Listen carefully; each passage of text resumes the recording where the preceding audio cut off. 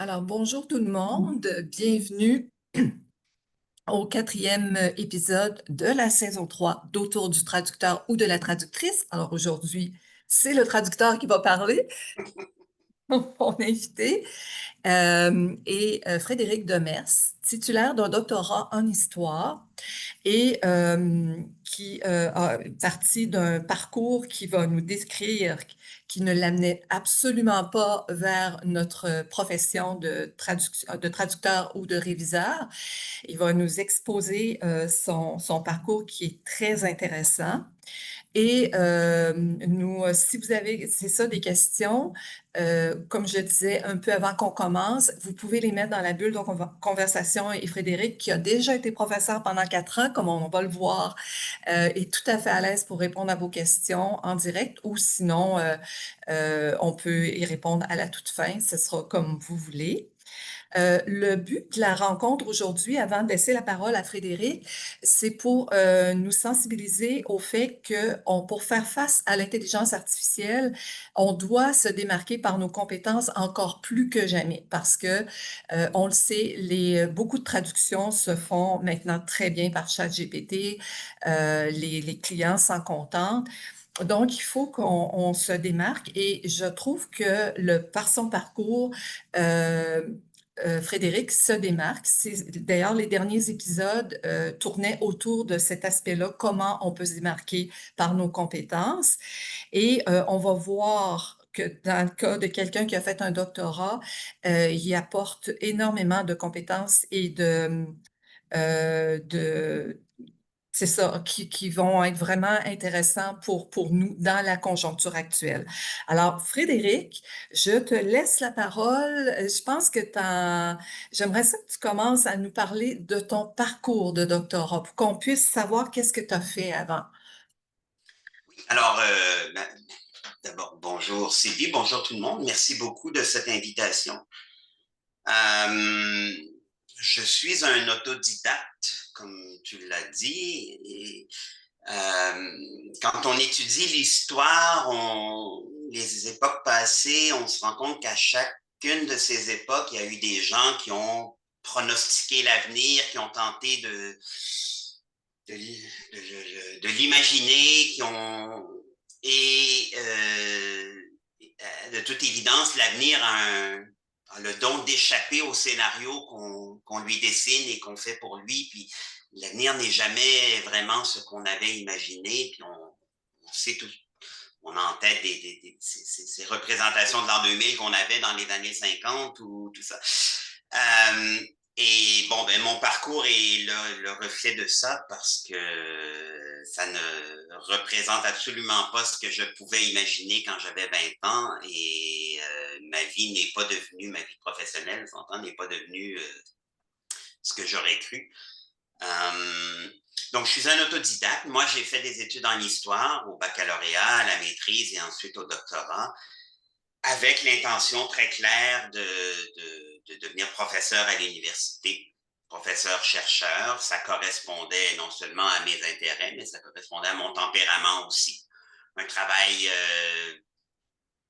plutôt seul, silencieux, un peu entouré de livres, travail dans une certaine lenteur, je dirais, prendre le temps de lire, de réfléchir, prendre du recul, tout ça, ça correspondait à mon tempérament. Et donc, j'ai étudié dans cette perspective.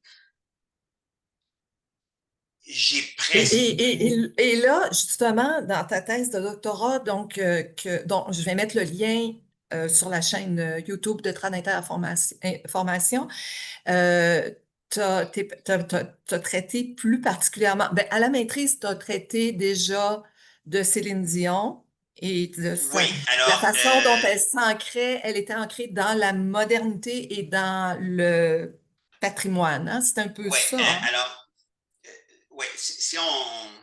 Pour y aller d'un commentaire un peu plus synthétique, là, Mhm.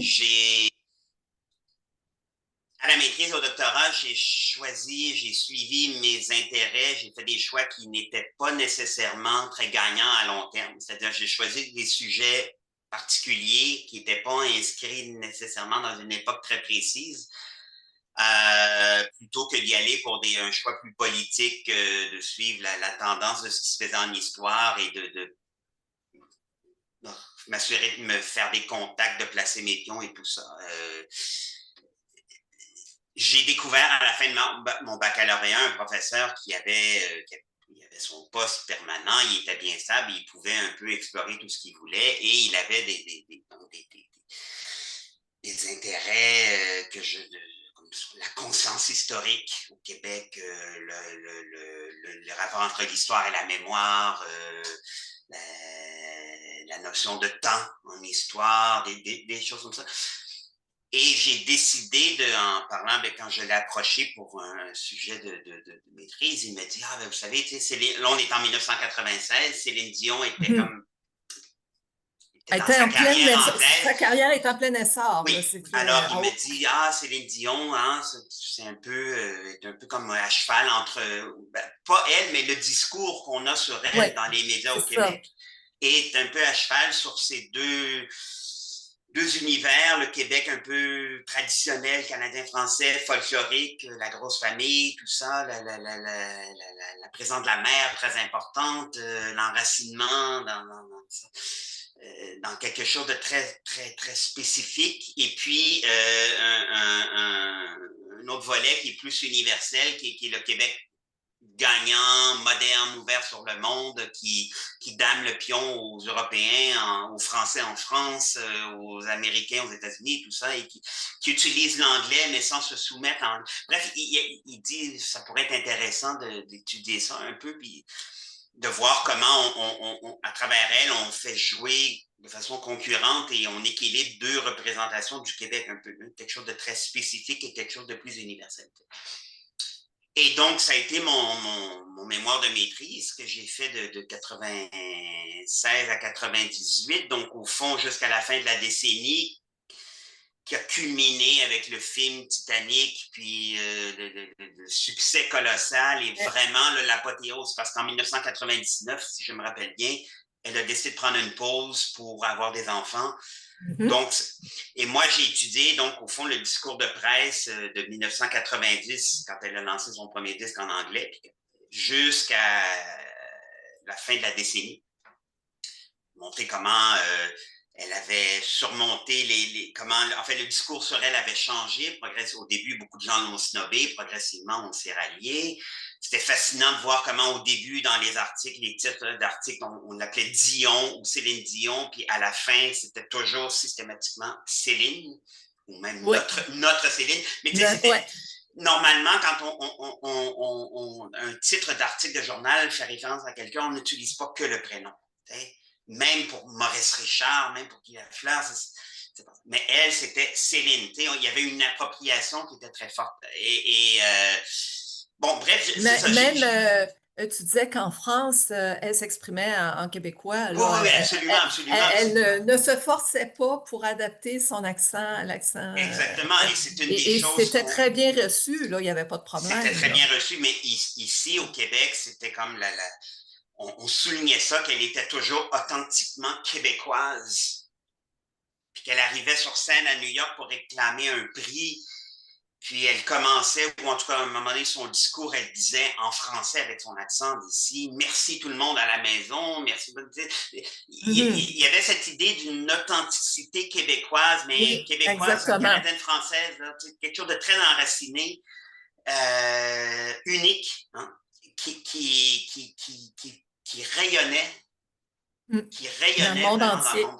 Ouais. Et puis ça n'avait rien à voir avec des succès, comme on a fait la comparaison avec le Cirque du Soleil, avec le pilote Jacques Villeneuve qui est dans ces mêmes années, mais ça n'avait rien à voir. Là, Céline Dion, c'était à la puissance 10, là, c'était une visibilité totale. C'était des gens, des grandes vedettes qui disaient vouloir rêver d'enregistrer un duo avec Céline Dion. C'était tout à fait autre chose.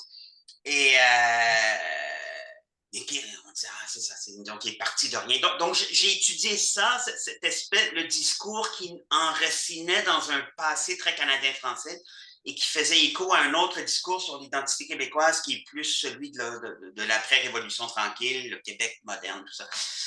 J'aurais Et une question à te poser. oui, Est-ce que, parce que là, tu parles de discours. Alors, moi qui suis langagière traductrice, c'est discours, hein, tout de suite, là, l'analyse du discours dont parle Jean Delisle. Est-ce que déjà, ça t'amenait à te familiariser avec la structure des textes, l'argumentation, est-ce qu'il y avait un peu ben, de ça? Ou il les y avait arguments, un, parce que c'est un peu une argumentation, là. Quand on présentait Céline Dion, on présentait, on la vendait, on vendait son image, là. oui, mais c'était pas des textes argumentatifs, c'était des Non? articles de journaux. OK. Mais des articles de journaux dans lesquels les journalistes laissaient au vestiaire leur recul, puis leur objectivité, puis devenaient des meneuses de claques, des meneurs de claques ou des cheerleaders. Il y avait OK, c'était très plus peu. informatif. C'était plus Ben, informatif, là. Oui, non? ce l'était un peu parce qu'on annonçait que Céline Dion, il y avait une critique d'un spectacle ou mais c'était une célébration aussi de Ouais, travers oui, je elle, du vois. Québec. Mais c'était pas des textes argumentatifs, c'était vraiment des articles de nouvelles, mais qui se trouvaient souvent à ressembler quasiment à de l'infopublicité Ah, OK, l'infopublicité. OK, je parce vois. que c'est ça, les journalistes et chroniqueurs étaient investis émotionnellement. Ils avaient l'impression que c'est ça, à travers elle, puis c'était tout le Québec qui s'exprimait, puis ils s'en faisaient les porte-paroles. Donc, Mhm. et de toute façon, ma thèse était en histoire, c'était pas en littérature, donc c'était pas Non. la question des stratégies argumentatives, la rhétorique, c'était un peu à la marge. OK. Mais il y Ouais. avait quand même certains procédés que j'avais calculé j'avais des statistiques sur la fréquence des emplois du nom complet, du nom de famille, par exemple dans les titres Dion ou du nom complet Céline Dion ou du seul prénom Céline. Puis je montrais comment, à mesure qu'on progressait dans la décennie, puis qu'on s'appropriait Céline Dion, on arrêtait de parler de Dion ou de Céline Dion pour parler seulement de Céline dans les titres. Et Et encore aujourd'hui, hein, on parle de Céline. Céline, on la voit plus autant. Puis, Et ouais. pour donner une illustration très concrète, il y a un journaliste de la presse qui s'occupait de couvrir un peu l'actualité de la recherche universitaire, qui avait entendu parler de mon projet et qui était venu me rencontrer. Et on avait échangé, puis il avait écrit un texte sur mon mémoire de maîtrise et mes conclusions. Et le titre, qui était probablement pas le sien, peut-être celui qu'une personne au pupitre à la presse avait choisi, c'était une thèse sur notre Céline. Ah, notre. OK. Et ce Ouais. faisant, le titreur illustrait ce que je montrais dans mon mémoire de maîtrise. C'est-à-dire qu'il y avait une appropriation, une subjectivité totale, une appropriation complète. Notre Céline, donc il y avait le possessif notre et c'était seulement le prénom. Mm. Normalement, même quelqu'un de René Lévesque, là, auquel les gens sont très attachés, on écrirait une thèse sur René Lévesque, on écrirait une thèse, Ouais. mais on dirait pas notre. Bon, on a vraiment eu avec Céline Dion quelque chose d'unique au Québec là, en termes d'investissement collectif dans une personne, Dans une dans un personnalité personnage. publique, hein, oui, c'est Mm. ça. Oui, personnage, effectivement. Ça m'avait fait rire quand j'avais vu la une de la presse avec, oui, parce qu'en plus, on avait mis cet article à la une. Mais de voir le titre, une thèse sur notre Céline, ça illustrait très bien presque par l'absurde, ce que je montrais dans mon mémoire. C'est-à-dire on avait aboli toutes les frontières toute la distance entre le locuteur et son sujet, si on veut. Mhm. Très Et intéressant. ouais. Et puis, ben donc ça a suscité la curiosité, mais je sais que certaines personnes dans le milieu regardaient ça un peu de haut parce que Céline Dion, pour les Oui. lecteurs du devoir ou les titulaires de doctorat, les lecteurs du devoir, c'était un peu mal vu, tout ça, hein? C'était la culture populaire, justement, c'était bon. Euh, et puis au doctorat, ben, j'ai décidé parce que moi j'étais vraiment passionné par ce sujet, de continuer un peu dans la même veine, avec le même professeur, le même directeur de thèse, où là je me suis penché sur la télésérie Les filles de Caleb, qui avait Mhm. aussi été un immense succès, non seulement mais sur le plan psychologique, là, qui avait mené à un investissement collectif extrêmement fort, au point où ça c'était diffusé le jeudi soir, et puis il y a des commerces, des petits magasins qui fermaient plus tôt que l'heure habituelle, 21h, parce que la propriétaire probablement voulait être à la maison. En 1990, là, les Oui, magnétoscopes oui. sont moins répandus. Non, Elle voulait être à c'est la ça. maison pour le voir. Et c'était, écoute, Arlette Cousture, la romancière qui était à l'origine, qui avait écrit le roman à l'origine de la télésérie, m'avait dit qu'elle s'était butée sur une porte fermée où c'était écrit fermé pour cause de Filles de Caleb. Un jeudi soir, elle voulait aller dans un commerce.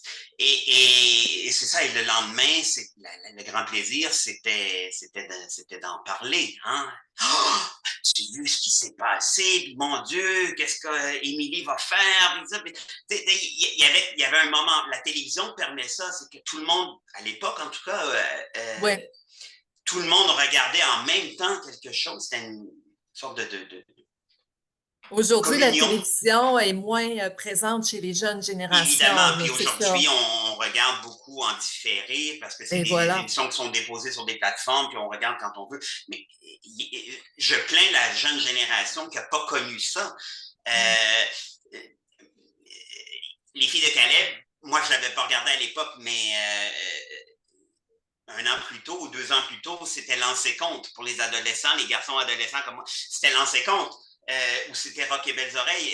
Et puis, un des grands plaisirs, c'était le lendemain à l'école de retrouver les copains puis de parler de ce qu'on avait vu. Donc, la télévision permettait cette espèce de grand-messe, de communion, de rassembler tout le monde autour de quelque chose et que tout le monde en commun vive les mêmes émotions, puis les revivre le lendemain, le surlendemain, en discutant. Et donc, dans le cas des filles de Caleb, encore une fois, on jouait sur 2 tableaux. Il y a une histoire qui se Exactement, passe la même dualité, hein. un Non, il n'y avait petit pas peu. un peu la modernité qui Oui, c'est ça. transparaissait, hein, qui C'est transparaissait à une travers. série qui se déroule dans la campagne Ouais. canadienne-française, fin du Mhm. 19e siècle, début 20e plus. La campagne au départ, la ville par la suite. Il y a beaucoup d'images d'Épinal dans cette série, les grands espaces, la grande famille, la ville insalubre. Euh, C'était très frappant de voir dans la première moitié de la saison où c'est assez harmonieux. L'hiver est toujours présenté positivement. C'est le temps des sucres. Ce sont des grands paysages blancs, immaculés. Il fait beau, il fait des grands soleils. Dans la deuxième moitié où ça va mal pour les personnages principaux, là, c'est des tempêtes de neige, c'est l'hiver rigoureux. C'est vraiment très fort. Il y avait la Comment il appelle fameuse. ça en anglais? J'avais vu ça, c'est pathetic fallacy. C'est que quand justement ce qui est à l'extérieur correspond à l'état d'âme des personnages ou OK. de la situation qui Ouais. vivent. Il y a comme une synchronicité voulue Oui, par les oui, ben, auteurs, par c'est ça. l'auteur. C'est C'est ça. ça, Puisque hein? l'hiver, dans notre imaginaire, Ouais, il y a des connotations très positives, mais il y a aussi des connotations très négatives. très négatif, Et, effectivement. donc, il y avait tout ça. Il y avait une certaine image un peu cliché de la mère de famille traditionnelle, le père de famille. Mais quand on creusait un peu plus, on découvrait que c'était beaucoup plus nuancé, que le personnage principal, elle était un peu anachronique. C'était une femme forte, un peu féministe avant l'heure, très, très indépendante d'esprit, je dirais anormalement. Il y a sans doute eu des femmes comme elle, mais il y en a eu assez peu à cette époque. La, la, la, la... Donc, elle était, c'est ça, un peu elle portait une modernité. Émilie Bordelot, le personnage principal, Mhm, mhm. on se reconnaissait dans elle, puis il y avait des séquences là, à la ville, le conflit avec l'anglais, puis le serveur canadien-français qui parle en anglais parce que c'est un colonisé, puis tout ça.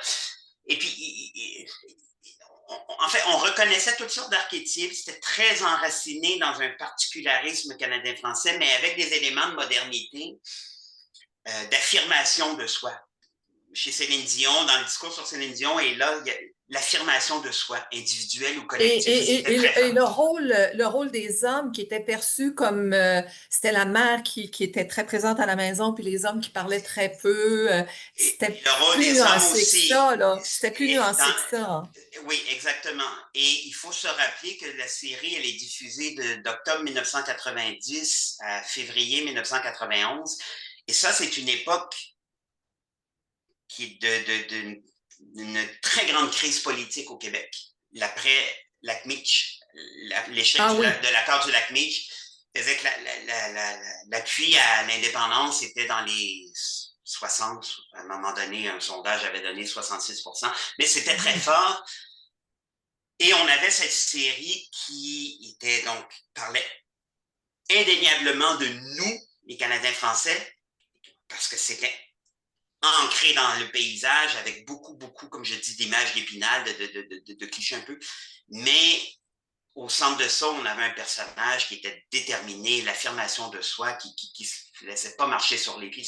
Il y avait une lecture assez politique qu'on pouvait faire et qui, je pense, c'était une des conclusions de ma thèse, expliquait en partie l'immense succès, le contexte particulier. La même série, dans un autre contexte, aurait probablement pas déclenché les mêmes émotions, le même investissement collectif là, sur le plan psychologique.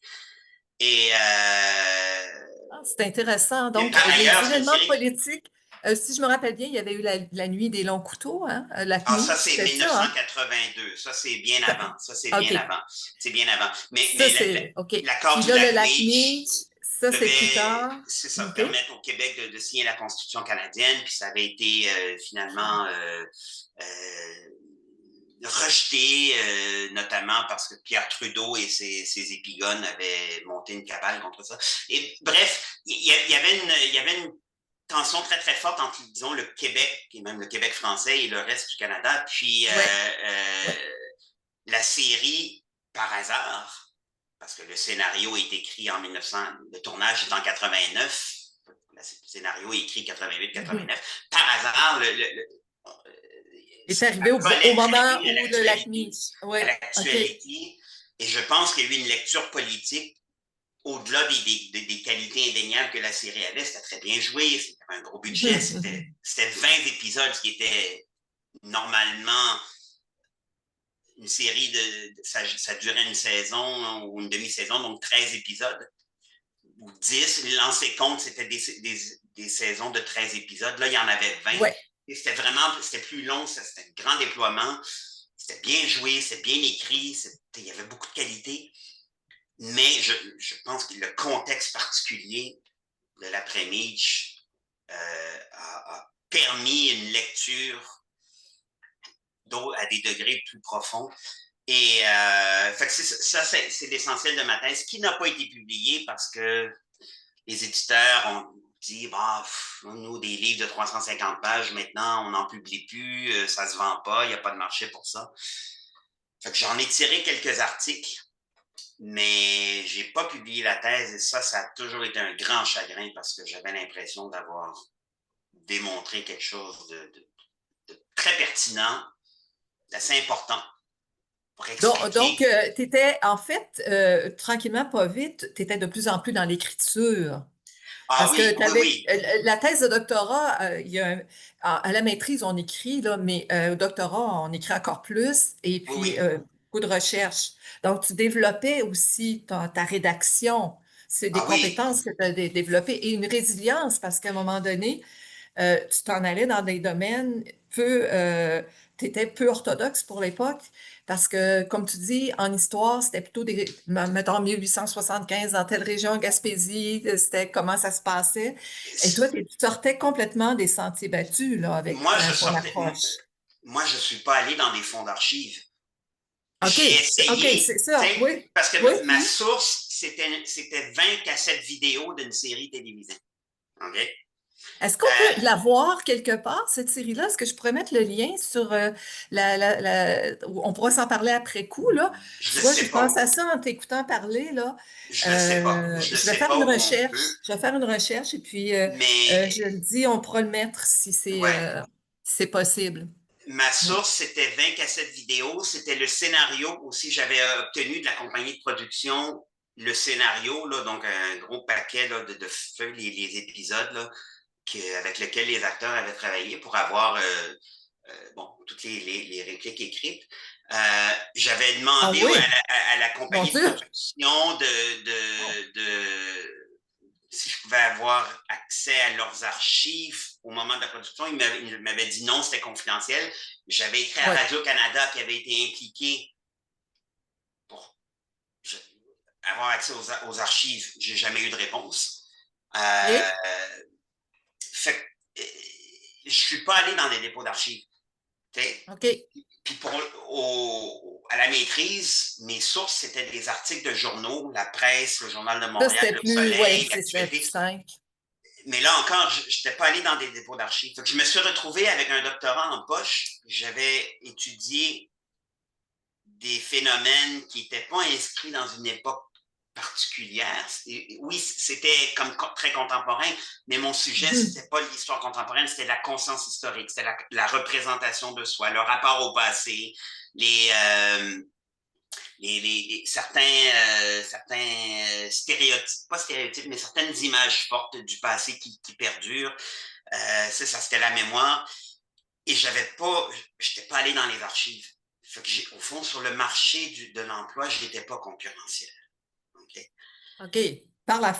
ouais, puis ça, c'est c'est un concours C'est de clair que circonstances. C'était les comme ça. gens qui allaient évaluer ma candidature, c'est-à-dire d'autres professeurs, Mhm, mhm. j'avais un Oui, profil il y en a.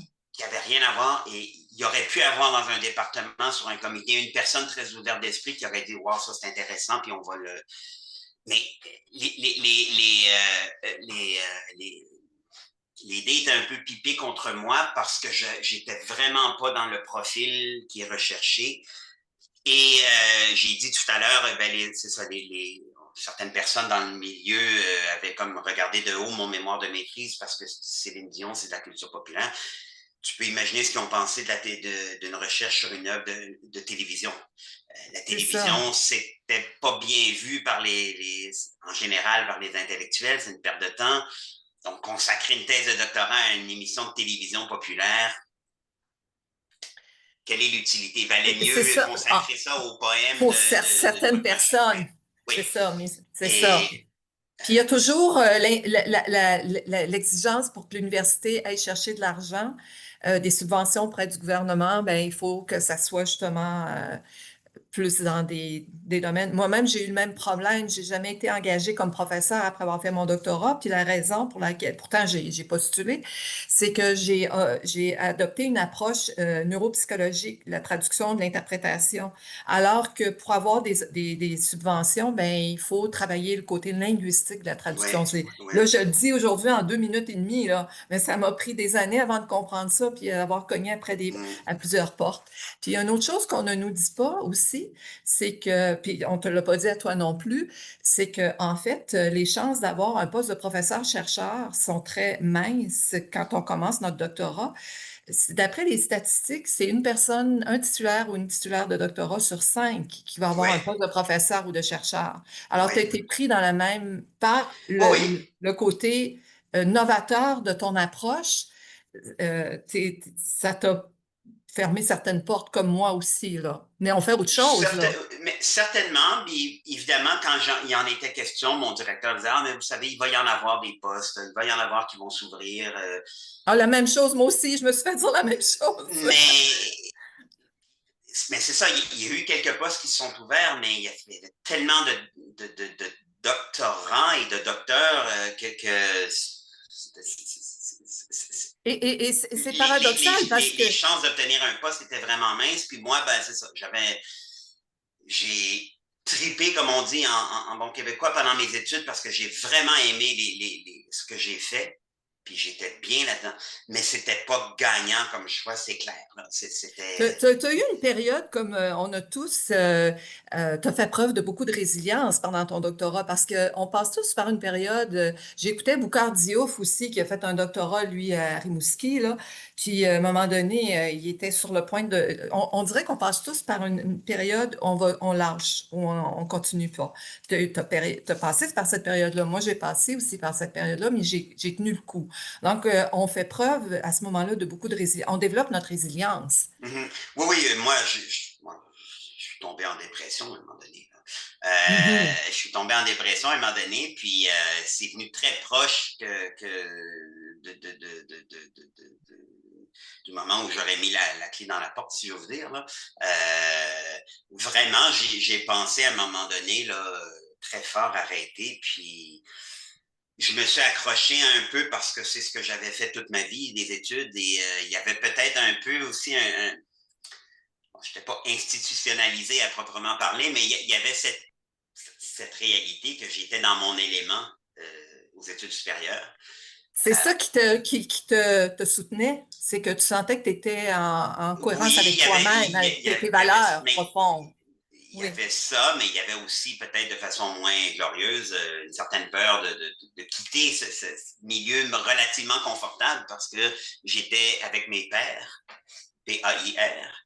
mais sais-tu pourquoi, Mais Frédéric? C'est ouais. que, en fait, tu avais un sentiment d'appartenance. Oui, C'était oui, pas être peureux, c'est que là, tu nourrissais, c'est un des besoins fondamentaux chez l'être humain de sentir, de faire c'est partie clair, d'un c'est petit clair, groupe. c'est Donc, clair. des gens qui se préoccupent de toi et que tu te préoccupes d'eux. Alors, ça C'est peut clair. être toi. Et mon Alors, directeur de thèse, en plus, avait une chaire de recherche, donc nous étions 7 ou 8 à c'est faire le ça. doctorat en même temps. Puis, tu sais, c'était Ouais. devenu, on se voyait en Une dehors petite de famille, l'université. c'est Oui, ça. on se Oui. voyait chez l'un l'autre, on allait faire des activités ensemble. Oui, tu sais, c'était très important. Mais bon, en fin de compte, ça a été les choix que j'ai faits. Je ne me voyais pas étudier dans un dépôt d'archives là, des registres notariaux de connaître reconstituer les mariages et les stratégies d'accroissement familial, d'accroissement du patrimoine là, sur 50 ans dans une petite région. C'était le genre de sujet très à la mode. Moi, je ne me voyais pas faire ça. Et Mais t'as réussi à être professeur ben, à j'ai Sudbury. réussi par un concours de circonstances à l'Université Laurentienne à Sudbury, qui était bilingue à l'époque. On avait collé 3 sabbatiques de suite pour pouvoir engager un professeur pour 3 ans. Et parce que c'était difficile de trouver quelqu'un pour 10 mois. Là. Quand il y avait une Oui. sabbatique séparée. Avec Fait qu'on autant de en avait. compétences. Oui, Exact. effectivement. Et j'avais envoyé, c'était à l'été 2004, donc je venais de déposer ma thèse pour évaluation. Je n'avais pas encore officiellement le doctorat, mais le processus est enclenché. Puis Mhm. il y a eu il y a eu ce concours, donc j'ai envoyé mes documents avec lettre de référence. Puis j'ai compris, je l'ai eu le poste pour 3 ans, puis j'ai compris que finalement, il y a une personne qui s'était désistée, puis une autre personne qui avait fait savoir que non,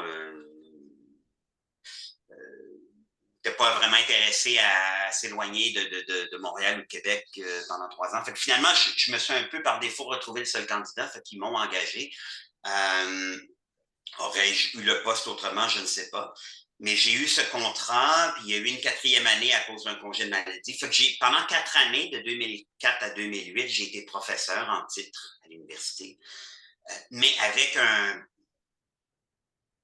dossier qui était pas plus pertinent là-bas qu'il pouvait l'être ici pour et même encore moins pertinent parce que Effectivement, là, tu es en Ontario, là, là. je suis en C'était Ontario plus. français, alors la Oui. conscience historique québécoise, ils n'en ont rien à cirer, c'est Non, c'est normal. ça. C'est une autre Alors, je vie. me suis recyclé rapidement en histoire Alors là, canadienne, tu fait preuve de flexibilité de flexibilité, et puis adaptation. Alors ça, tu l'avais déjà développé dans ton doctorat. Alors là, oui, tu t'es reviré de bord, comme on dit, là, exactement. Il faut que je me réinvente voilà.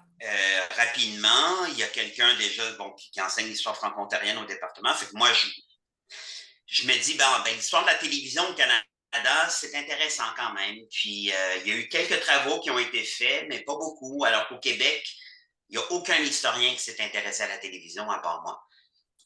Les seules études, ça, je l'avais noté au doctorat, Intéressant. c'était des gens dans les départements de communication. Et les historiens ne s'intéressaient pas. Puis quand il parlait de la Révolution tranquille, des facteurs, il mentionnait inévitablement la grève des réalisateurs de Radio-Canada de 1959. Mais c'était tout. Okay? Il mentionnait ça comme un passage obligé, mais c'était tout. Si on parlait de René Lévesque, on mentionnait qu'avant de faire de la politique, il avait été animateur à la télévision, Oui, journaliste à la oui. télévision et très populaire, mais c'était tout. Et en partie parce que étudier les archives de la télévision, ça suppose aussi d'essayer de retrouver des vieilles émissions. Donc, c'est un type de document audiovisuel qui est différent des documents écrits auxquels ils sont habitués. Mais donc, il n'y en avait pas au Québec d'historiens qui s'intéressaient à la télévision. Au Canada, il y en avait un petit peu, puis je m'étais dit, ben, tu sais, ça pourrait être intéressant, mais de faire l'histoire de la télévision au Canada, mais en français, là, en accordant plus d'attention au contenu français que ce que les anglophones ont fait. Mais j'ai pas eu le temps de me recycler complètement, de devenir un spécialiste de ça, évidemment, puisque Non, bien c'est quelques années. évidemment, Puis, c'est ça. la Laurentienne est un petit département, il fallait enseigner aussi dans d'autres domaines. Fait que je donnais un cours sur l'histoire de l'Occident au 19e, 20e siècle, puis je donnais un cours de méthodologie, puis un cours de... Fait que finalement, c'est ça, j'étais en train de m'adapter au contexte, de me recycler. Mais tu Ça... n'avais pas d'étudiants à la maîtrise, Non, tu non, dirigeais pas d'étudiants, c'est ça. non, j'en ai eu, il y en a une qui m'a approché, puis elle s'est désistée à ma dernière année, puis elle s'est désistée à un moment donné parce qu'elle a décidé que, c'est ça, elle était finalement pas assez certaine de vouloir investir 2 ans dans une maîtrise. Mais tu sais, j'aurais pas pu prendre quelqu'un à la maîtrise en Au- histoire. au- En histoire, puis le mener au doctorat, puis jusqu'à la Ben, fin il de n'y son avait pas de doctorat. doctorat à la Laurentienne, mais Ah, j'aurais pas OK, pu prendre OK, OK. euh, parce que mon domaine de spécialité, ça ne les intéressait pas. Fait qu'ils ne seraient pas, ils m'auraient pas approché pour un doctorat là-dedans. Puis en histoire canadienne, histoire de la télévision, histoire des communications au Canada, j'en connaissais pas encore assez pour prendre des Pour prendre étudiants au quelqu'un, cycle puis supérieur. Il faut ouais, bien c'est ça, connaître encadré. la voix et tout ça. Fait que, ça a été ça mon expérience. Je t'arrête un petit peu. Oui, Il y a ici Fadma qui dit, c'est pour cela que nous avons de grands problèmes dans la pratique de la traduction et que tout le monde y va de ses propres opinions. La recherche, c'est vrai qu'en traduction, c'est très beaucoup d'opinions. La recherche ne prend pas assez en charge les questions pratiques du métier. C'est vrai qu'on n'a pas, on fait la recherche dans notre domaine aussi, mm, elle est désirée là, comme ouais, vous en histoire. ouais.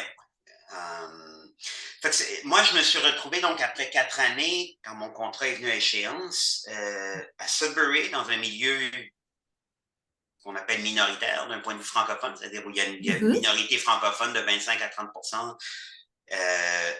avec un doctorat en histoire, avec une très belle plume, mais pas d'emploi à l'université. Et à l'époque, j'étais marié, ma femme qui m'avait suivi avait un emploi à Sudbury. On venait d'acheter une maison, elle était enceinte de notre premier enfant, donc c'était pas le temps de déménager, c'était même pas une option. Alors, qu'est-ce que je pouvais faire avec mes compétences dans ce milieu? Ben, offrir des services linguistiques. Parce qu'il y avait beaucoup de franco-ontariens qui étaient dans des postes de communication, étant donné que ces gens sont bilingues, mais qui étaient très hésitants à écrire en français parce qu'ils avaient conscience de leurs lacunes, ils avaient conscience qu'ils ne maîtrisaient pas bien la grammaire, la syntaxe en français, qui étaient plus à l'aise d'écrire en anglais.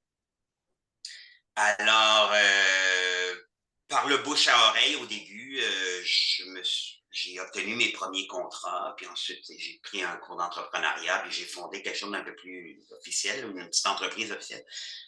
Euh, et ça a grandi, pas au point où j'ai besoin d'avoir des employés, mais au point où je pouvais gagner Gagner ta honorablement vie. ma vie. Mhm. Donc, j'étais très chanceux. Quand j'ai dû mettre une croix sur ma carrière à l'université, ça a été très dur, évidemment, pour l'ego. Ça a été très dur pour se rendre compte que les années d'études pas aboutir dans ce que j'aurais voulu, Mhm. que l'avenir que j'avais imaginé ne serait pas finalement celui que j'aurais. Mais j'ai eu une grande chance. J'étais dans un milieu où j'avais des compétences qui étaient recherchées et pour lesquelles et que peu de gens possédaient. Et je pouvais les monnayer. Si j'avais été à Montréal ou à Québec, là, je ne sais pas ce que j'aurais Exactement. fait. Mais C'est j'aurais pas ça. pu. Mais ici, à Montréal, à Québec, c'est exactement le contraire. Les anglophones ici Oui, ont un meilleur tarif au mot que nous, les francophones, parce c'est qu'ils sûr. sont recherchés. Alors, toi, tu C'est sûr. étais justement dans l'autre Exact. côté. Exactement. Exact. Fait que ça a été une Mhm. chance extraordinaire. Et c'est pour ça que je ne peux pas avoir de regrets. Parce que le fait que la carrière universitaire s'est arrêtée à cet endroit, à ce moment, ça m'a permis de me lancer. Exactement. Si tu avais été à l'Université Laval ou à Montréal, ben, sans doute que cette possibilité-là ne serait pas, Non, ça serait puis pas arrivé. j'aurais pas pu m'improviser réviseur ou traducteur parce que j'aurais pas été concurrentiel. Puis probablement que mes premières traductions étaient coup-ci, coup-ça. Il devait y avoir des erreurs, il devait y avoir ça devait être assez littéral. Il y avait des erreurs qu'on voit là, chez les débutants en traduction qui vont traduire chaque mot puis qui restent Mm. collés, qui sont prisonniers du texte de source. Probablement, c'était assez bon pour là-bas. Puis je me suis amélioré en me formant, Mhm. en suivant Twitter. À l'époque, c'était pas le cloaque à ciel ouvert que c'est devenu aujourd'hui. Et j'ai pris contact avec des gens qui étaient dans le métier au Québec ou en Est-ce que Europe ou c'est là ailleurs. que tu as fait connaissance avec Grant? Parce que Grant Oui, était sur oui, Twitter, puis oui. François aussi Lavallée, Oui, oui, oui, aussi, hein? puis d'autres. Et euh, Tu as c'est communiqué avec Grant, Ben, vous avez commencé à échanger ou vous êtes... c'est-à-dire que je réagissais parfois à des publications qu'il faisait sous le compte d'Anglocom. Puis, Mhm. euh, donc, il savait un peu qui j'étais quand en 2013, là, ça faisait 5 ans que j'étais à mon compte, et j'ose croire que je m'étais amélioré quand même. Il y a eu un poste, Anglocom a ouvert un poste de traducteur-réviseur. C'était l'occasion de revenir à Québec que j'avais quitté donc en 2004 et dont je m'ennuyais beaucoup. Parce que Sudbury, ça reste une ville industrielle là, qui est très marquée par son passé industriel. Et Ah oui, j'y suis allée, moi, l'année dernière, puis j'ai découvert Sudbury, puis j'ai vu le centre-ville où, justement, il y a l'université, quelques buildings, mais à part ça, c'est des ouvriers, c'est ça. c'est, Et moi, ouais. ayant vécu à Québec avant, c'est ça, ça me manquait beaucoup, tout ça. Mhm. Donc, j'ai appliqué, j'ai posé ma candidature pour ce poste et puis j'ai passé le premier fil qui était le test de traduction. Après ça, j'ai fait le test de révision. Puis au terme du test de révision, il m'a appelé pour me... À l'évidence, c'est moi qui avais gagné le concours parce qu'il m'a dit, Mhm. bon, ben là, vous êtes à distance, puis vous n'êtes pas un traducteur de formation, fait qu'on va comme vous essayer pendant quelques mois. Puis il me proposait une sorte d'entente de pigiste privilégié, là. Puis pendant quelques mois, de l'automne 2013 à février, je pense, 2014, je recevais quelques mandats par semaine. Fait que je continuais de travailler à mon compte. Puis je pense qu'il voulait évaluer la qualité de mon travail Mhm. avec des contraintes là, de De temps, temps, puis oui. tout ça. Mhm. Puis, De productivité, là, surtout, là, oui. et de la révision. Mhm. Puis, et donc là, je révisais des gens qui étaient des traducteurs de profession, qui avaient étudié là-dedans. Et à l'évidence, ils ont jugé que c'était très positif, parce que Mhm. donc février 2014, il m'a convoqué, il m'a dit, là, on va te faire passer en entrevue, mais clairement, c'était pas une entrevue parce que ça faisait comme 6 mois que le concours était terminé. Oui. Donc, il n'y avait pas d'autres personnes qui allaient être convoquées en entrevue à ce moment-là. C'est clair qu'il m'avait choisi. Et donc, il m'a fait venir et pour que je rencontre l'équipe, puis il m'a posé 2, 3 questions par formalité. Puis au dîner, il m'a offert le poste en cabinet, ce qui était pour moi grande satisfaction parce Et que puis en j'ai... plus, ils sont au Vieux-Port, c'est Ah, ça? oui, ben ça, Là, tu étais c'était là-dedans à effectivement au côté de la gare Vieux-Port, du Palais, à là, côté de la gare du puis tous Palais, les beaux restaurants. dans des bureaux magnifiques. Oui. Puis en face de la gare du Palais, il y a un parc qui Après est Sudbury, magnifique. là, je pense que tu as dû te dire Wow! C'est quoi? C'était. Puis entre mon départ en 2004 et 2013, Québec a eu son 400e anniversaire. Donc, il y avait eu Oui, oui, oui, oui, énormément oui, d'investissements dans la ville pour l'embellir, oui. pour aménager des places publiques, rénover, embellir. Fait que la ville était beaucoup plus belle en 2013 qu'elle était en 2004. Hmm. Fait que, non, non, moi, je suis allé j'étais allé en 2013 pour un événement, là, on traduit à Québec, que Grant organisait Oui, avec François Lavallée. exactement. Oui.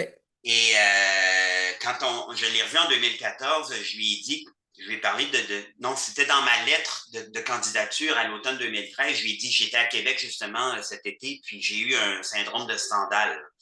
Hein? Stendhal, c'est cet Oui, écrivain oui, français Stendhal. qui raconte être allé à Rome et d'être tellement subjugué par la beauté de ce qu'il voyait. Les églises, les palais de la Renaissance et tout, avec des œuvres d'art partout, là, il dit qu'à un moment donné, il est sorti parce qu'il y avait un malaise, là, des palpitations, puis c'était comme OK, trop oui, oui. De beauté, de beauté d'émotion, oui, trop oui, subie, et on oui. appelle parfois le syndrome de Stendhal, cette espèce de déstabilisation qu'on peut recevoir quand on est plongé radicalement dans un univers qui nous stimule, surstimule là, de beauté et d'impression. Puis je lui ai dit, un peu à la blague, parce que c'est pas tout à fait exact, mais que c'est ça, j'avais eu presque un syndrome de Stendhal parce que je revenais à Québec après tous ces améliorations en vue du 400e, puis après une décennie à Sudbury où les rues, mon Dieu, sont dans un état, là, mais c'est pire que tout ce qu'on connaît au Québec. Là. Je l'avais dit, c'est extraordinaire. Puis revenir à Québec, je serais hyper motivé pour ce poste parce que revenir à Québec, ce serait extraordinaire. Et j'en ai pas parlé parce que ça ne me regardait pas, mais la possibilité d'élever ma fille dans un milieu francophone aussi, c'était important pour moi, là. Un milieu culturellement riche et francophone. Fait que c'est ça, en 2014, donc, il m'a offert le poste et j'ai commencé en cabinet comme réviseur, puis rapidement, parce que la réviseur principale est partie, je suis devenu le réviseur principal. Donc, moi, l'autodidacte, je suis devenu le réviseur principal d'un cabinet assez prestigieux et il m'avait dit en m'embauchant que une des choses qu'il aimait de mon profil, c'est que je ne venais pas de la traduction. Ben, je le comprends parce que tu avais tout ce bagage culturel-là que tu apportais, Exactement. parce que tout n'est pas dans les mots, hein, on le dit tout le Exact. temps, c'est les concepts, en tout cas, fait que tu avais tout Exact. ça. Alors, ça t'a permis de faire des révisions de plus grande qualité parce que tu dis des fois que tu n'hésitais pas à revoir une formulation parce que tu connaissais la culture qui... Oui, j'avais une T'avais, culture. t'avais oui, puis Il me manquait de la culture traductologique, disons, là. Tu sais, oui, voilà, je c'est savais pas ça. ce qu'était le taux de foisonnement, puis je savais pas ce qu'était un bitex, tout ça. Et Mais mais encore là, j'avais une avec culture ta générale. capacité, ta J'avais une culture capacité générale d'adaptation, oui, assez large. ouais. J'avais une très belle plume, bon, parce que j'avais abondamment lu des Et choses bien écrit, écrites et abondamment écrit aussi. oui. Et c'est ça, j'ai développé une approche de la révision qui était assez interventionniste, mais respectueuse à l'évidence, parce que j'ai jamais eu de plainte de mes collègues que j'étais conscient qu'il y a un ego à l'autre bout, il fallait ménager. Donc souvent, mes interventions, c'était des commentaires. C'est ça. Il y avait quelque chose, puis je disais, ben, voici une autre manière de le dire, plus concise ou peut-être plus élégante, plus léchée. Parce que je sais qu'il y a des réviseurs qui n'interviennent que s'ils ont un livre de référence à faire valoir. S'ils ne Ah, sont pas capables OK. d'appuyer leur intervention par Oh, wow. le Grevis, page 289, là, s'ils ne sont pas capables d'appuyer, ou le français au bureau, page truc machin, ils ne sont pas capables d'appuyer, ils laissent ça comme ça en disant, moi je respecte le choix la personne qui a traduit. Et toi, parce Moi, que moi, je suis réviseur, je suis comme ça, là. C'est antidote, là. Moi, c'est pas gréviste, là, c'est ouais. antidote. Je suis comme ça comme réviseur. Toi, comment justement, tu y allais, comment tu justifiais? Ben, Parce que quand tu encadres, les traducteurs aiment beaucoup être révisés. Moi, j'ai souvent entendu dire, ah, personne nous révise. Tu sais, il y a des cabinets qui révisent pas les nouveaux arrivants, là. Toi, comment tu euh, faisais? Je suis ben, très moi, curieuse. Oui. je crois à la révision à l'oreille. Des fois, je vais modifier une tournure parce que avec ma suggestion, ça sonne mieux. Comme, comme en J'aurais de la italien. difficulté peut-être à expliquer Oui, oui. à la Non, non, c'est personne, parce correct. qu'évidemment, on ne trouvera pas dans un livre l'explication, mais Non. j'ai confiance dans mon jugement pour avoir tellement lu, et pas seulement dans le cadre de mes études, lu par plaisir, Marguerite Yourcenar et tout ça, ça sonne mieux. Je suis absolument confiant que ça sonne mieux. Est-ce que tu l'écrivais dans tes commentaires? Est-ce que tu disais, la formulation, votre formulation est correcte, le siège est bien, Euh, mais à l'oreille, ce que je vous propose sonne mieux. Probablement qu'au début, je l'écrivais plus, puis voyant que mes interventions ne posaient pas de problème, puis des fois, bon, je pouvais en discuter avec mes collègues. À un moment donné, j'ai dû peut-être moins justifier parce qu'ils savaient un peu, ils me connaissaient plus, ils savaient qu'il n'y avait pas de pédanterie ou de méchanceté ou tout ça. Mais je crois à la révision à l'oreille. Il y a des, il y a des Intéressant. euphonies, il y a des euphonies il y a des choses qui heurtent l'oreille parfois, il y a des ruptures, il y a des suites de syllabes qui coulent mieux que d'autres. Euh, Faudrait que tu donnes un il y cours, avait, Frédéric, sur la révision à l'oreille. je Hey, je pourrais trouve pas ça faire vraiment un cours intéressant. parce que c'est Non, non, je sais. Je t'agace parce que je sais ça, que c'est pas, tu peux pas dire, justement, on ne peut pas appuyer par des sources, mais euh, il y avait aussi le fait que, bon, ben, il y avait certains collègues qui traduisaient un peu par automatisme. Donc, c'était souvent les mêmes mots pour traduire. Implement, c'était toujours mettre en œuvre. ben, il y a les co-occurrents. Moi, Mais tu on vois, peut il y a m'utiliser. les dictionnaires de co-occurrence, là, qui peuvent aider quelqu'un qui a Oui, tout le temps avec mettre mais en œuvre, là. tu sais, c'est ça. To access, c'était toujours accéder, mais to access a room, c'est pas toujours accéder à une pièce. Ça peut être entrer dans la pièce, ça peut être pénétrer dans la pièce. Ça peut, il y avait des termes des fois, des révisions que je faisais pour varier le vocabulaire. Puis il y avait, bon, des révisions qui étaient des erreurs de sens que je restais. Mais Mais c'est ça. comment est-ce que tu lisais à voix haute?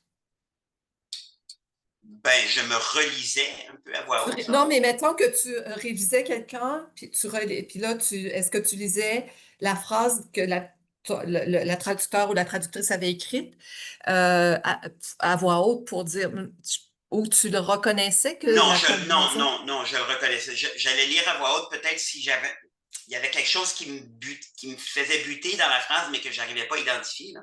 Là peut-être que j'allais lire à voix haute, puis comprendre un peu. C'est comme réfléchir à voix haute à ce moment-là. Mais non, tu le faisais pas. OK. Mais non. OK. J'avais assez confiance, puis l'expérience m'a montré que j'avais raison, capable de lire, puis d'emblée savoir que ça coule bien ou ça, c'est un peu raboteux. Là. Il y aurait moyen des fois peut-être en supprimant un mot ou en changeant une formule de trois quatre mots par un seul mot, un seul verbe là, pour que ça coule mieux. Euh, remarquer qu'il y avait plusieurs mots qui se terminaient par la même syllabe, puis on fait un ou deux changements, puis des fois, ben, dans Tu vois, une page, ça me parle beaucoup ce que tu dis parce que j'utilise beaucoup la relecture automatique, là. hmm, Je fais relire par un logiciel. Et puis, justement, c'est ça que j'essaie de dépister, c'est faire... une fois que j'ai fait une révision phrase par phrase en tant que traductrice, là, je parle de traductrice, pour être sûre que tout y est. Après ça, je prends le texte que j'ai pondu, mais juste la version française, puis j'ai fait relire par un logiciel. Ça peut être Word, il y a un excellent logiciel là, de relecture automatique. Euh, et puis c'est ça, je suis à l'affût de ça. C'est à l'oreille. Est-ce que ça Ouais, sonne bien? Ou, oh mon Dieu, c'est quoi? Alors ça, je suis beaucoup, beaucoup à l'affût. Puis j'utilise aussi les yeux pour détecter les coquilles que j'entends pas. Parce que ouais, le C, SES, qu'on connaît bien, ouais, l'exemple de SES puis CES, je veux dire, quand tu le dis, c'est la même chose, là. Il faut que tu ouais, le vois. ouais, ouais. Euh, Euh, mais je trouve ça donc, vraiment intéressant ce que tu dis ça, là. c'était une qualité, une compétence que j'avais acquise Mm. qui paraissait pas dans mes diplômes, mais c'est ça, c'est que j'ai abondamment lu et écrit. Et quand on écrit des articles scientifiques ou une demande de subvention ou un rapport, il faut être précis. Et c'est ça, j'avais acquis une certaine compétence pour l'expression claire, précise, qui coule de source. Et dans mes... Et tu lisais peut-être pas la maîtrise parce que c'était des journaux, là, mais au doctorat, tu as dû lire des textes de qualité aussi, là. Aussi, aussi, C'est ça, tu as aussi. été exposé à... Aussi, encore que je sais maintenant que les textes universitaires sont pas toujours bien écrits, mais Ah oui, et je sais pour réviser, mais aujourd'hui, pour les presse universités de Montréal et d'autres, que dans leur version brute première, les textes sont souvent mal écrits. Là. Des professeurs, chercheurs qui ah savent pas oui. bien écrire, là, il y en a beaucoup. Fait que, Ah. mais c'est ça, j'avais une compétence que Grant avait certainement reconnue parce qu'il Je crois avait que aimé oui, je crois que oui. ma traduction et ma révision.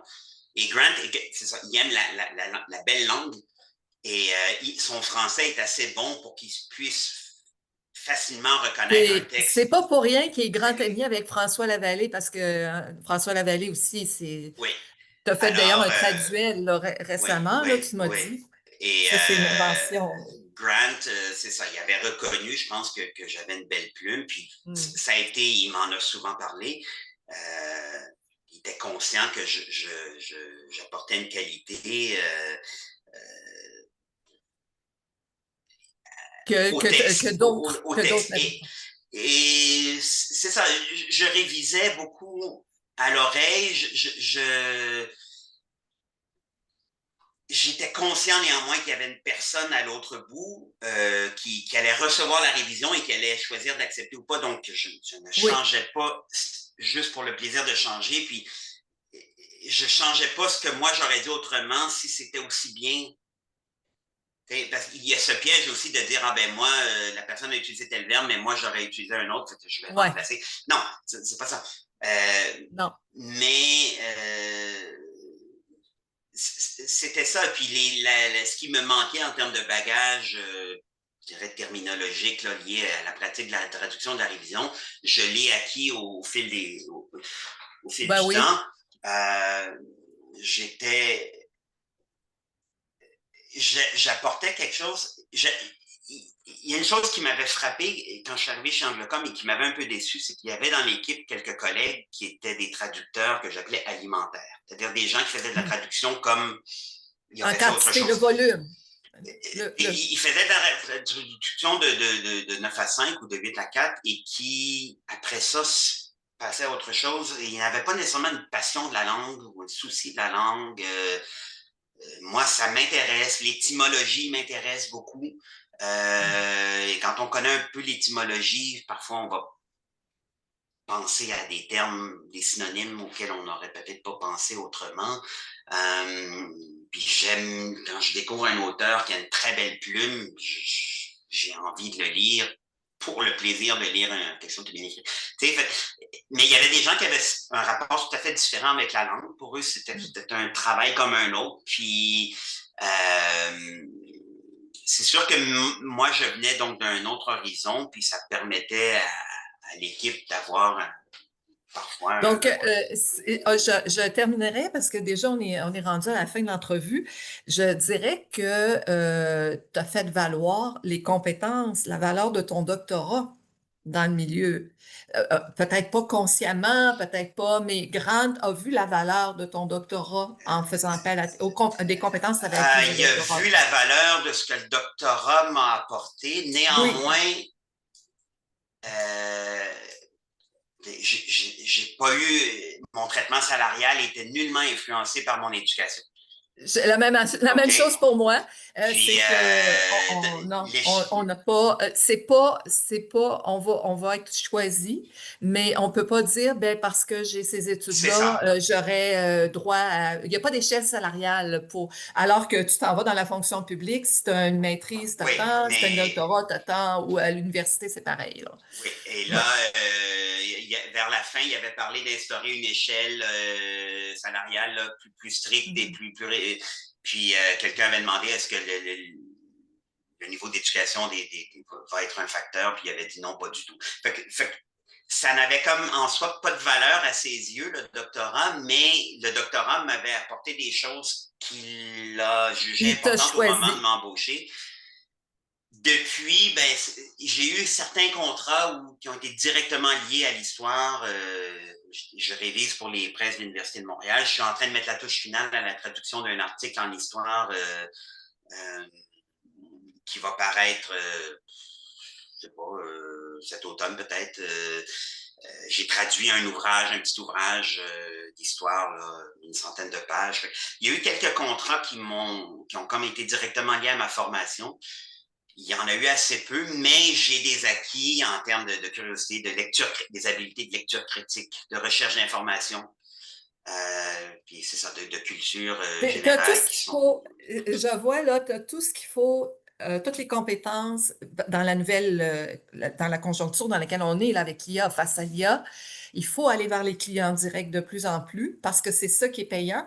Parce que la traduction alimentaire dont tu parlais, maintenant, elle est faite par ChatGPT ou puis les tarifs baissent de plus en plus, c'est la post-édition. Alors, tu as vraiment toutes les compétences pour t'en aller vers les clients directs et de les trouver.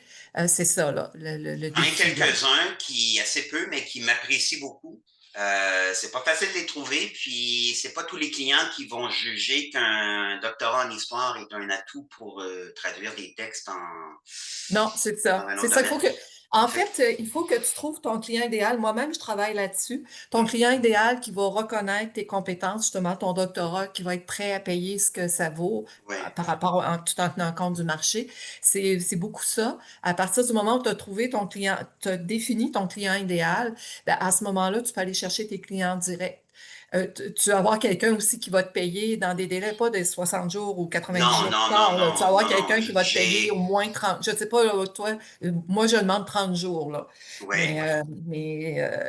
30 jours, Non, non, c'est ça. Puis je veux le mentionner parce que c'est vraiment un client en or, c'est le cabinet MNP, le cabinet de services comptables, qui, quand je suis retourné à mon compte en 2023, Mario Pelletier, le directeur du service de traduction, qui avait lu une de mes publications sur LinkedIn où j'expliquais mon parcours puis mon retour, il m'a contacté parce qu'il m'a dit, on cherche des gens un peu comme toi, là, qui ont une belle plume, qui ont de la culture, puis ils ont leur équipe interne, mais ils ont souvent besoin d'aller à la pige, puis c'est des trucs c'est en ça. marketing un peu, mais c'est un client en or, là. C'est vraiment, là, c'est le plus beau cadeau qu'il m'a fait quand il m'a contacté parce que c'est un client en or, là, et Et puis, il qui faut que ça connaît ma soit aussi valeur et qui la respecte et qui me paie bien, un, puis qui me paie. un client en or pour toi, c'est quelqu'un aussi qui va t'offrir des délais raisonnables Ah oui, aussi. Il oui, va pas oui, t'arriver avec aussi, un 10 aussi. 000 mots à en faire en 2 jours, là, on Aussi, s'entend, puis là. quelqu'un qui m'a dit, garde-nous de la post-édition, on n'en veut pas. OK, parfait. C'est un client qui veut de la qualité, là. De la Alors, il est prêt, qualité. même si tu dis, ben, c'est plus long que je pensais, parce que souvent, c'est ça, on arrive, on est dans le texte, puis tout à coup, hop, Oui, il y a une os, là, ou deux, là. oui, oui, Alors, il faut retourner voir le c'est. client, puis lui dire, ben, ça va prendre peut-être un jour ou deux de plus. Tu sais, il Oui, faut oui, puis s'entendre. quand, là, récemment, ça faisait comme 2 mois, 3 mois, peut-être que j'avais rien reçu, puis il m'a écrit pour me dire, regarde, on t'oublie pas, là, c'est juste que le volume a baissé un peu, mais on t'oublie pas, on tient à toi, puis dès que ça reprend, Absolument. écoute,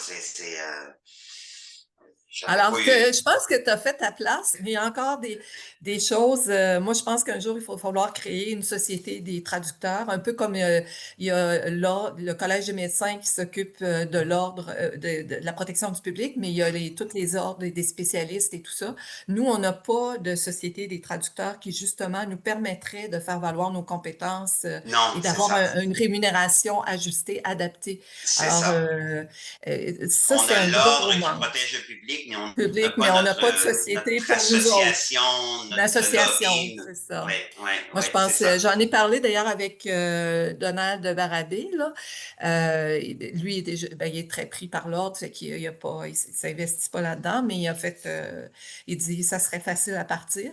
J'espère qu'un jour, moi, personnellement, là, j'ai pas le temps pour ça, mais à un moment donné, j'aimerais, avec d'autres personnes motivées, partir une société. Parce que Mm. ça nous permettrait de se tenir les coudes, puis Oui, oui, au lieu oui. d'être chacun, d'éviter ce genre de problème-là. Là. Oui, oui, oui, oui, absolument. Parce que c'est ça.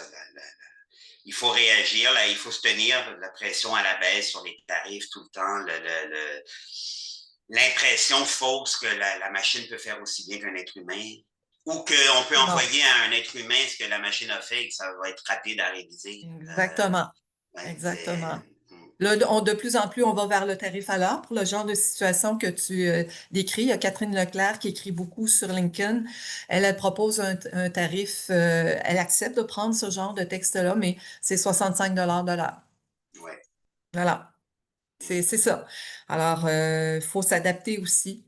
En tout cas, merci beaucoup, Frédéric. C'était vraiment très, très intéressant. Fait qu'on va mettre le lien vers ta thèse de doctorat et puis je vais essayer de trouver un lien vers la liste, pas la liste, mais la série des filles de Caleb. Ça serait vraiment bien. Ou au moins le livre d'Arlette Oui, Couture. mais le livre Ça serait est pas moi. mal fleur bleue. Hein?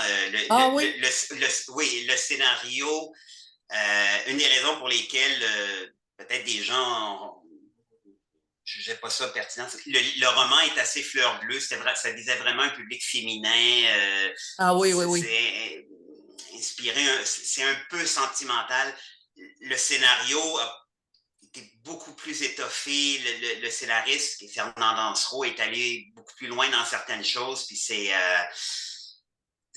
autre chose. Je pense pas que l'adaptation fidèle du roman aurait provoqué les mêmes réactions aussi positive. Là. Le scénario est Intéressant. beaucoup plus solide. Ouais. Mais les gens pourraient vouloir lire le Ben oui, roman je peux le mettre aussi, s'il y en a ouais, par... ouais, ouais. Mais Ben merci, merci beaucoup, Frédéric. Et puis, merci de ah, l'invitation, Sylvie. et puis j'ai ici les commentaires, la révision à l'oreille. On oublie souvent que la traduction, c'est aussi une écriture plus qu'une réécriture. C'est vrai. Si tu vois, c'est un commentaire Ouais. de Fatima. Et puis, merci pour ce partage de qualité particulièrement enrichissant. Je vous souhaite plein de succès pour la suite. Alors, c'est Nassima qui écrit ça. Merci beaucoup, Nassima. Merci vraiment beaucoup, beaucoup, beaucoup. Puis encore, merci pour cette rencontre. Vous avez soulevé des questions très pertinentes. Merci. Merci beaucoup. D'accord, Merci de tout à fait l'invitation, d'accord. Sylvie. À bientôt. Au revoir. Bye bye.